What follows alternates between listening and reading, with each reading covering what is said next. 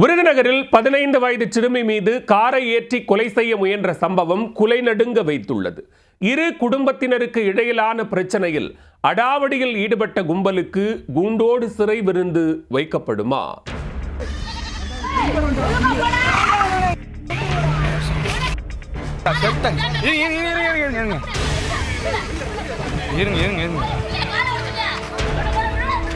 கோயில் வரி செலுத்துவது தொடர்பாக நெடுங்காலமாக இருந்த முன்பகையால் தூண்டுதலின் பேரில் ஒரு கும்பல் வன்முறையில் ஈடுபட்ட காட்சிதான் இது.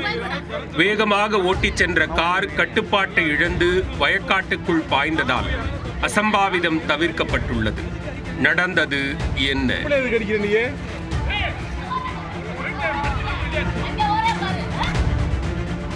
விருதுநகர் மாவட்டம் நரிக்குடியை அடுத்த வந்தவாசி கிராமத்தைச் சேர்ந்தவர் 43 வயதான கருணாநிதி.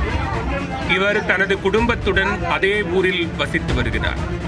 கோயில் வரி செலுத்துவது தொடர்பாக குண்டுமலை என்பவரின் குடும்பத்தினருக்கும் கருணாநிதி குடும்பத்தினருக்கும் இடையே நீண்ட காலமாக பிரச்சனை இருந்து வந்துள்ளது.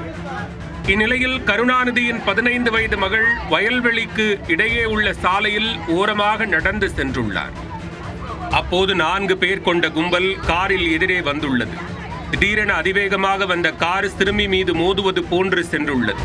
அதை கண்டு சுதாரித்துக் கொண்ட சிறுமி நல்வாய்ப்பாக நூலிழையில் உயிர் தப்பியுள்ளார்.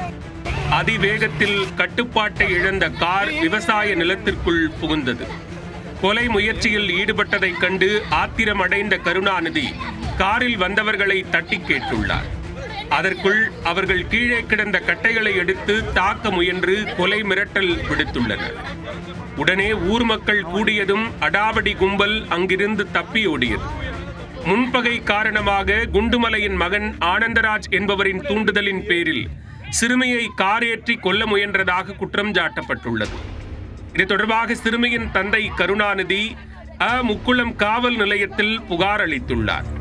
புகாரின் பேரில் கொலை மிரட்டல் உள்ளிட்ட பிரிவுகளின் கீழ் வழக்கு பதிவு செய்த போலீசார் தலைமறைவான நபர்களை பிடிக்க தீவிர விசாரணையில் இறங்கினர்.